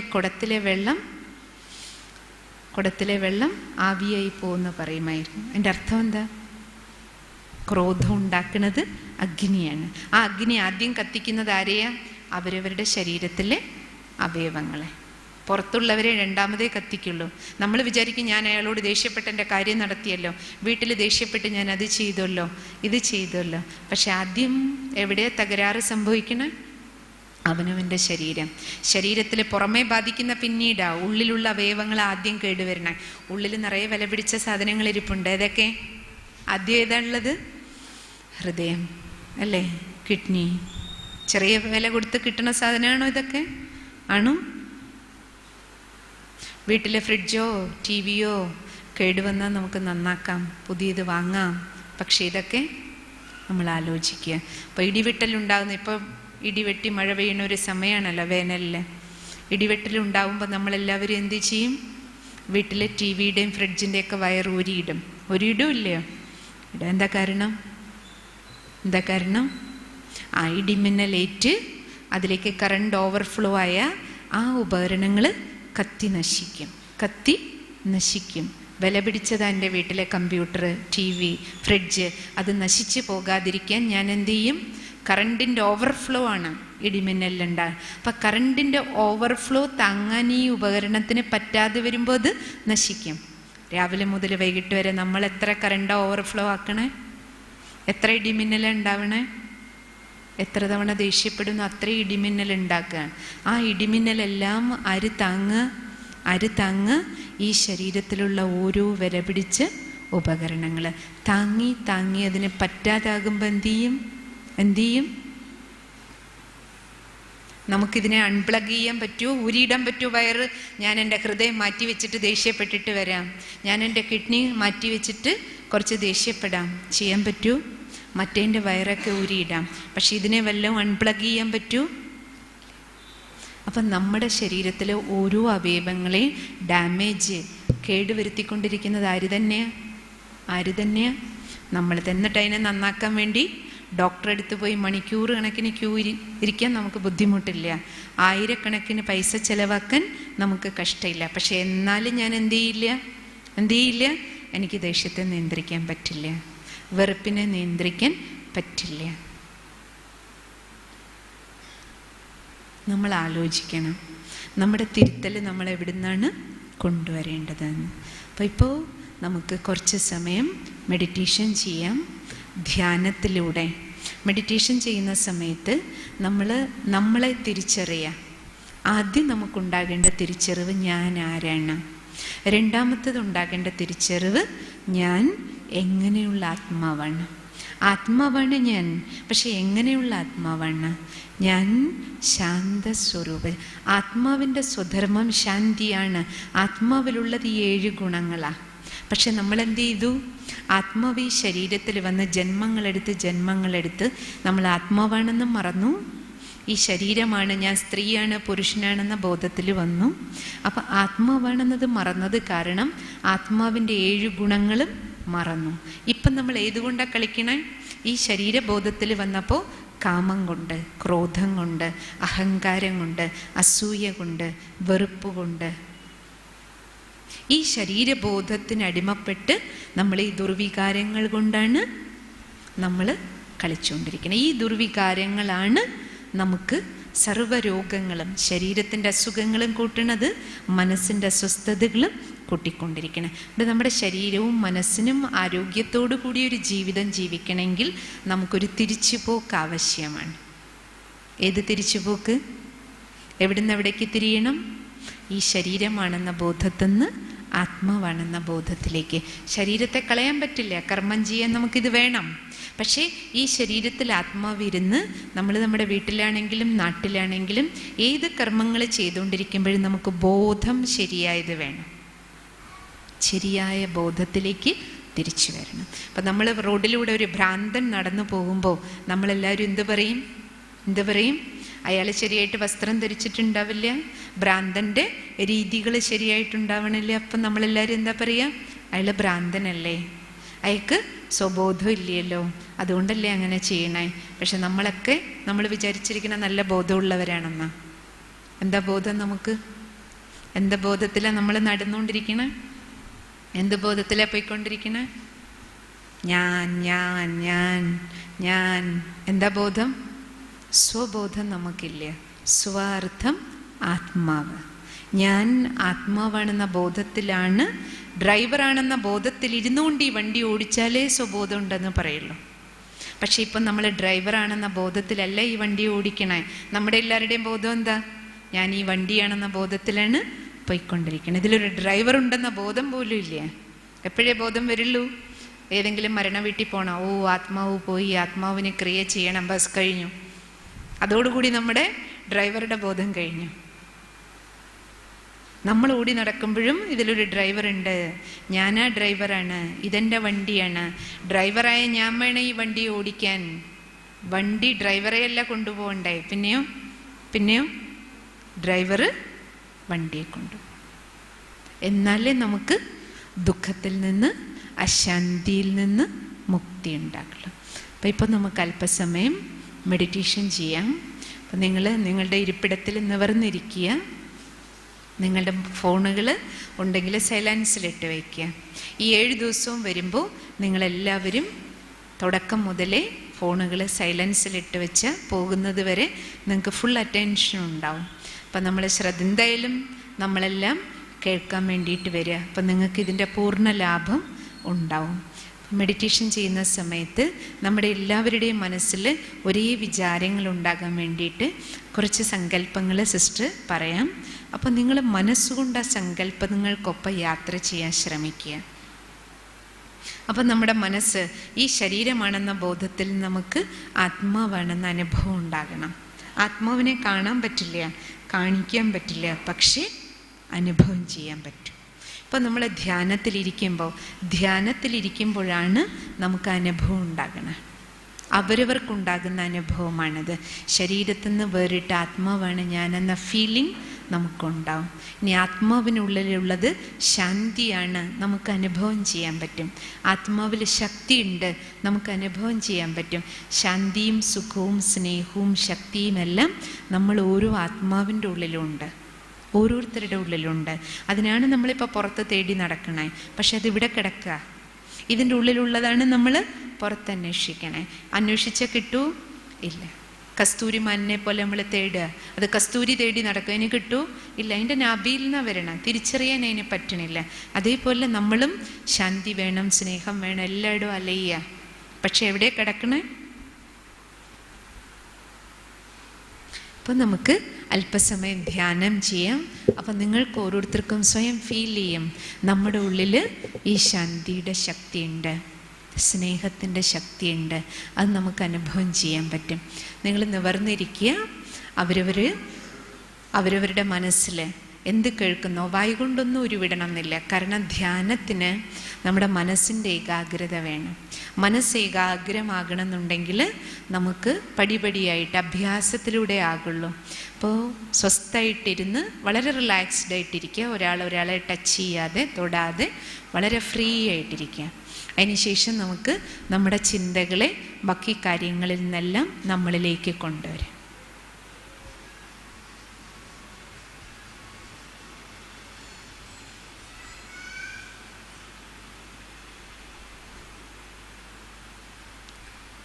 ഓം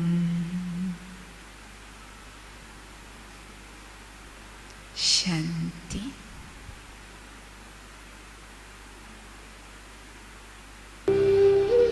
എൻ്റെ കൈകാലുകൾ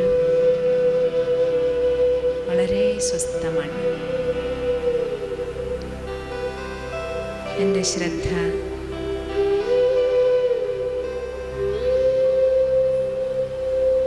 ഇപ്പോൾ പൂർണ്ണമായും എന്നിലാണ്.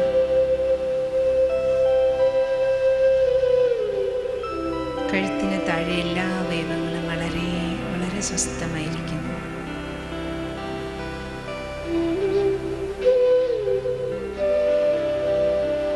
ഞാനിപ്പോൾ എൻ്റെ ശ്വാസത്തിനെ, ശ്വാസം എടുക്കുന്നതും ശ്വാസം വിടുന്നതുമായ പ്രക്രിയ നിരീക്ഷിക്കുകയാണ്.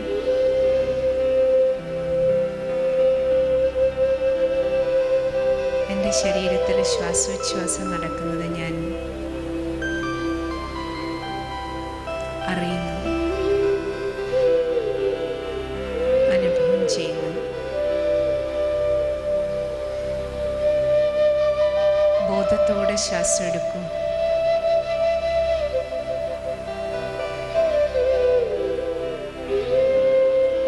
ശ്വാസം വിടുന്നതും ഫീൽ ചെയ്യും.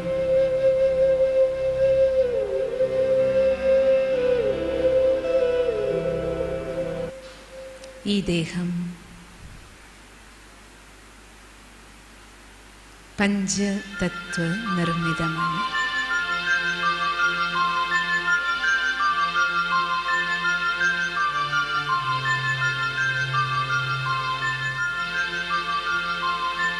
പഞ്ചതത്വ നിർമ്മിതമായ ഈ ശരീരം ഈ പ്രകൃതിയോട് ചേരുകയും ചെയ്യും. ഈ ദേഹം മണ്ണാണ്, മണ്ണോട് ചേരുകയും ചെയ്യും.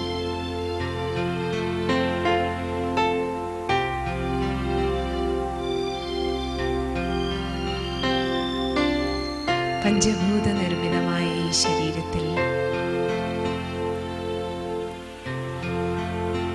ഈ ദേഹത്തെ പ്രവർത്തിപ്പിക്കുന്നത് ചൈതന്യമാണ്, ചൈതന്യമാണ്.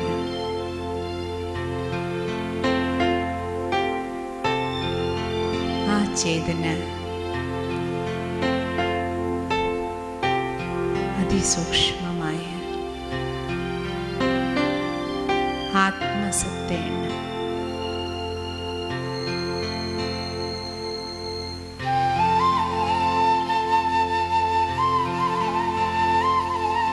ദേഹം ഒരു കാറ് മാത്രമാണ്.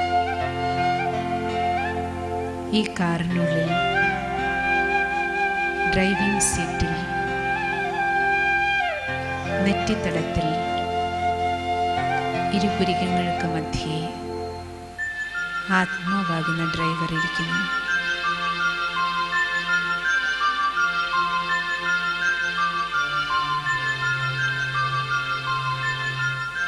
പുരിക മധ്യത്തിൽ തലച്ചോറിൻ്റെ മധ്യഭാഗത്തായി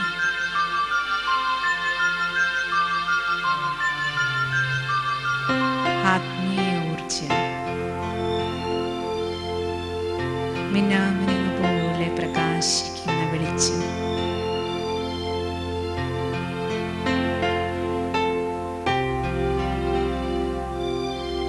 ഞാൻ ആത്മാവാണ്. ആത്മസ്മൃതിക്കാണ് നെറ്റിത്തടത്തിൽ തിലകം തൊടുന്നത്. ആകാശത്ത് തിളങ്ങുന്ന നക്ഷത്രം പോലെ ഇരുപുരികങ്ങളുടെയും മധ്യത്തിൽ ആത്മചേതന തിളങ്ങുന്നു. എൻ്റെ ശ്രദ്ധ ഇപ്പോൾ പൂർണ്ണമായും നെറ്റിത്തടത്തിൽ പ്രകാശിക്കുന്ന മിന്നാമിനുങ്ങ് പോലെ തിളങ്ങുന്ന ആത്മനക്ഷത്രത്തിലാണ്. ഞാൻ ആത്മചേതനയാണ്. ദേഹമാകുന്ന വിളക്കിൽ പ്രകാശിക്കുന്ന ആത്മദീപമാണ് ഞാൻ.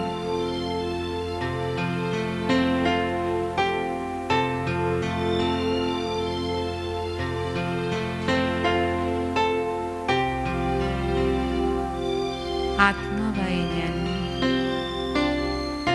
ഈ കണ്ണിലൂടെ കാണുന്നു.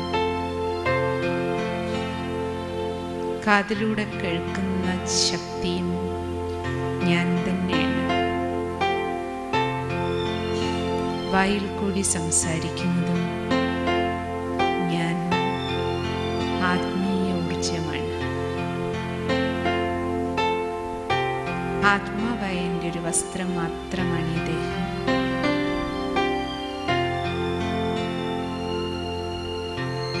ആത്മാവായ എനിക്കൊരിക്കലും മരണമില്ല. ഞാൻ അമരനാണ്, അവിനാശിയാണ്. ശരീരമാകുന്ന വസ്ത്രം ഉപേക്ഷിക്കുമ്പോൾ ഞാൻ പോകുന്നത് അടുത്ത അമ്മയുടെ ഗർഭത്തിലേക്കാണ്. സ്ത്രീയുടെയും പുരുഷൻ്റെയും ദേഹമാകുന്ന വസ്ത്രം മാറി മാറി ഈ നാടകശാലയിൽ ജീവിത നാടകം അഭിനയിക്കുന്നത് ഞാൻ ആത്മസത്തയാണ്. ഞാനും മരിക്കുന്നില്ല, എന്നോടൊപ്പം ഉള്ളവരാരും മരിക്കുന്നില്ല, എൻ്റെ ആരും മരിച്ചിട്ടുമില്ല. ആർക്കെല്ലാം മരണമുണ്ടായോ അവരെല്ലാം മറ്റൊരു കുടുംബത്തിൽ മറ്റൊരച്ഛനും അമ്മയ്ക്കും മകനായി മകളായി മറ്റെവിടെയോ ജീവിതം തുടരുകയാണ്. ഞാൻ അമരനാണ്, അനശ്വരനായ ആത്മാവാണ്. വാളിനെ മുറിക്കാനോ കാറ്റിന് ഉണക്കാനോ അഗ്നിക്ക് കത്തിക്കാനോ വെള്ളത്തിന് മുക്കിക്കളയാനോ കഴിയാത്ത അനശ്വരമായ ഊർജമാണ് ഞാൻ.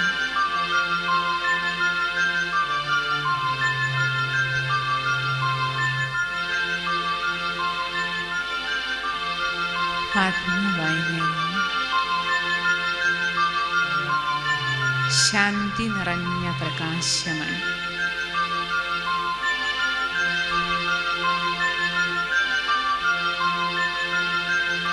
ഞാൻ ശാന്തസ്വരൂപമായ ആത്മാവാണ്.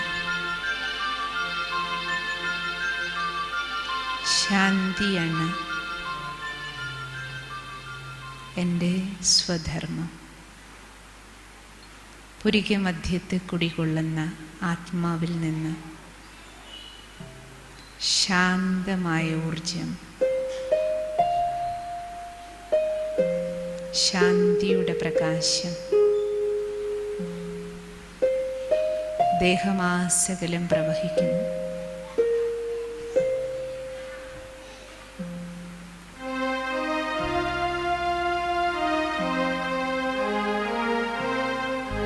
ഞാൻ ശാന്തനാണ്.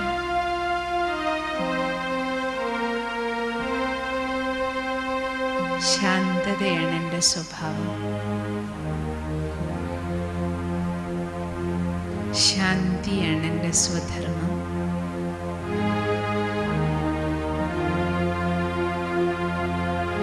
ശാന്തിയിൽ അളവറ്റ ശക്തിയാണ്.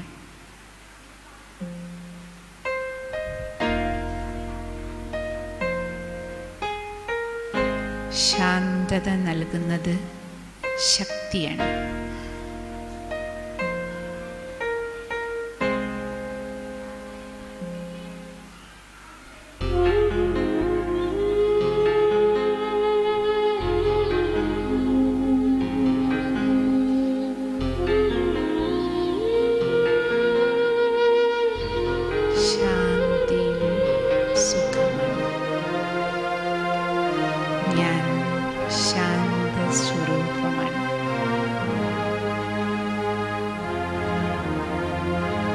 സ്നേഹം നിറഞ്ഞ ആത്മാവാണ് ഞാൻ. സ്നേഹമാണ് എൻ്റെ സ്വഭാവം.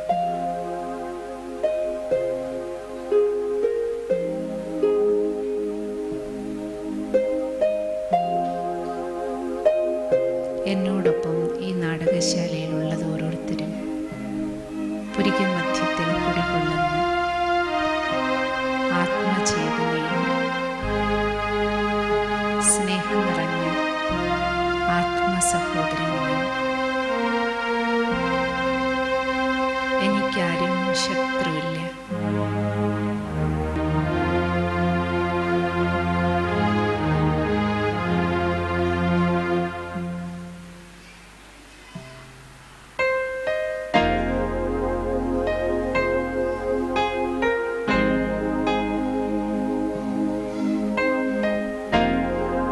ശുദ്ധമായ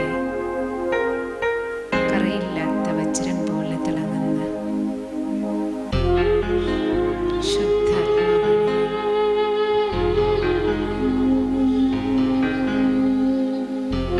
ശുദ്ധിയാണ് എൻ്റെ സ്വഭാവം. സത്യതയാണ് എൻ്റെ ധർമ്മം.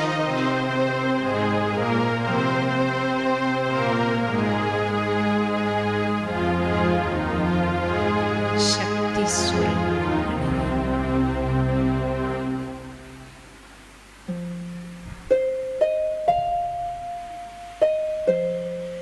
വിവേകശാലിയായ ആത്മാവാണ് ഞാൻ.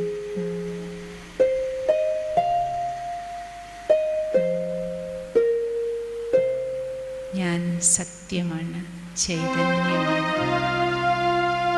ആനന്ദസ്വരൂപമാണ്.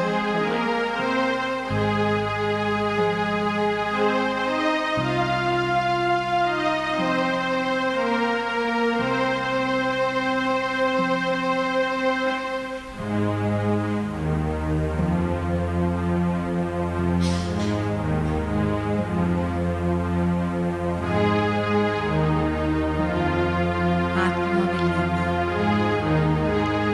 ശരീരത്തിലെ ഓരോ അവയവങ്ങളിലേക്കും ശാന്തിയുടെ ശക്തി, ശാന്തമായ ഊർജം നിറയുന്നു.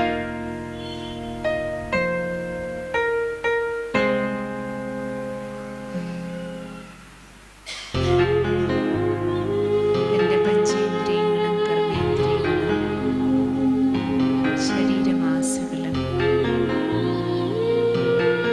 ശാന്തമാകുന്നു.